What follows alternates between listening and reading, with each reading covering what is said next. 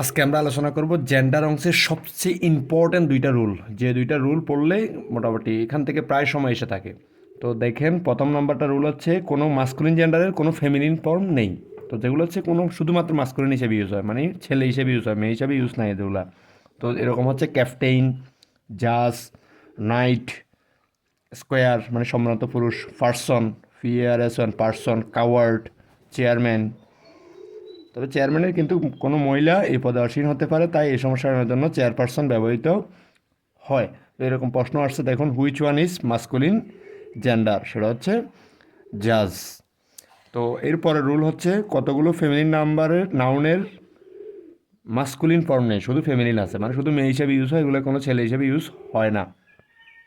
যেমন অ্যামাজন মানে মর্দানি, শ্রিউ এটা প্রায় এসে থাকে, শ্রিউ, নার্স, ভার্জিন, ব্রুনেট্টি, লন্ড্রেস, তারপর আছে ব্লন্ডে, তারপর টার্মাগেন্ট, শিরেন, কোকুইটে, ফ্লার্ট, ফ্রুট।